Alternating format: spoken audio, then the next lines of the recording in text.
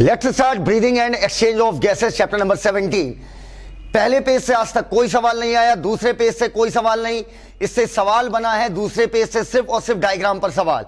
अच्छा, 2013 में जितनी लेबलिंग दी है उसको गोले में ले लो, ट्रैकिया, प्लूरल मेम्ब्रेन, एल्वेओलाई और डायफ्राम, अर्थात ये सेम डायग्राम देखकर इनकी लेबलिंग पूछी गई थी 2013 में। इसके बाद अगला पेज है पेज नंबर 270, जहां पर 2022 मतलब इस साल पूछा था कंडक्टिंग पार्ट का काम।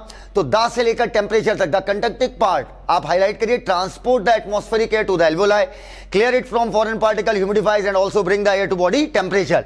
इसके बाद ये पैराग्राफ देखिएगा 17.2, यहां पर आपका inspiration can occur if the pressure within the lung अर्थात intra pulmonary pressure is less than atmospheric pressure. अब बेटा, अब मैं पढ़ा तो रहा नहीं रहा हूं इसे, ये लाइन और ये लाइन, ये दोनों लाइन ऐसे एरो लगा के लिख लीजिएगा, 2019 में आई। उसी प्रकार एक्सपायरेशन कब होगा? जब इंट्रा पल्मोनरी प्रेशर ज्यादा होगा एटमॉस्फेरिक प्रेशर से। इसके बाद 2020 में लास्ट की 3 line I, inspiration is initiated by contraction of diaphragm which increases the volume of thoracic chamber in the anterior posterior axis, the contraction of external intercostal muscle lift up the ribs and the sternum causing increase in the volume of thoracic chamber dorso ventral axis की तरफ से। बेटा, अगर मैं बात करूं respiration में most important की बात कर रहा हूं, 2 चीजें हैं। एक आपका 17.2.1 रिस्पायरेटरी वॉल्यूम एंड कैपेसिटीज, ये इंपॉर्टेंट है, और एक मैं अभी आपको आगे दिखाऊंगा। तो यहां पर जितनी ये टाइडल वॉल्यूम पूछा गया कितना है, आईआरवी पूछा गया कितना होता है, ईआरवी पूछा गया कितना होता है, और ऐसे ही पूछा गया आरवी कितना होता है। तो यहां पर मैंने सीधे लिख दिया 5 क्वेश्चन आज तक आए हैं। और 2019 में ये वाली लाइन पूछी गई, वाइटल कैपेसिटी की definition, the maximum volume of air a person can breathe in after a forced expiration. इसके बाद आपका ये चार्ट से क्वेश्चन मतलब पार्शियल प्रेशर पूछा गया है 3 बार, 2013, 2016, 2021। अगले में हम डायग्राम अगर देखें तो डायग्राम में लेबलिंग पूछी गई थी, pulmonary vein, pulmonary artery, pulmonary vein, pulmonary artery, systemic artery, systemic when, इसको भी बेटा हाईलाइट कर लीजिएगा। ये 2013 का क्वेश्चन था।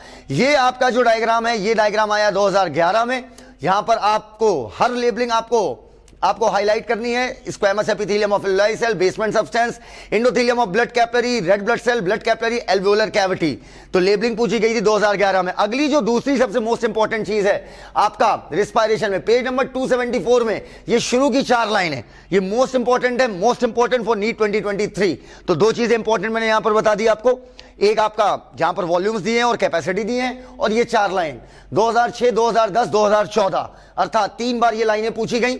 इसके बाद ये इन द एल्वेओलाई जहां पर हाई PO2, बेटा हाईलाइट करते जाइए साथ में, लो PCO2, less H+ concentration, lower temperature, ये फैक्टर फेवरेबल होते हैं फॉर्मेशन ऑफ ऑक्सीहीमोग्लोबिन। यहां तक लाइन पूछी गई 2021 में, और इसके बाद की लाइन 2016, 2020 में पूछी गई, whereas in the tissue जहां पर low PO2, high PCO2, high H+ concentration, high temperature, ये सब फेवरेबल करते हैं कि ऑक्सीहीमोग्लोबिन से ऑक्सीजन डिसोशिएट करे। उसके बाद बेटा इसी साल 2022 में पूछा गया, every 100 ml of oxygenated blood कितने ml ऑक्सीजन डिलीवर करता है? 5 ml ऑक्सीजन को डिलीवर करता है। हाईलाइट करते जाइएगा साथ साथ में। इसके बाद आपका यहां से डिसऑर्डर, इसके हर डिसऑर्डर से आज तक क्वेश्चन पूछे गए हैं। अगर तुम मेरे से पूछो कि सर पूरे ह्यूमन फिजियो में इतने डिसऑर्डर हैं, मोस्ट इंपॉर्टेंट डिसऑर्डर किस किस चैप्टर के हैं? बेटा एक है आपका रिस्पायरेशन से, और एक मोस्ट इंपॉर्टेंट डिसऑर्डर है आपका स्केलेटन सिस्टम में, अर्थात हर डिसऑर्डर से क्वेश्चन पूछे गए हैं और कई बार पूछे गए हैं। तो एस्थमा के बारे में क्वेश्चन आया था 2016, 2019 में, पूरा अंडरलाइन करेंगे। 2015, 2016 में एम्फाइसेमा से क्वेश्चन आया है। इसके बाद अगर हम बात करें ऑक्यूपेशनल रेस्पिरेटरी डिसऑर्डर, 2012 में worker in such industry should wear protective mask. इस तरीके से हमने पूरा रिस्पायरेशन देख लिया कि रिस्पायरेशन में किन किन लाइनों से कौन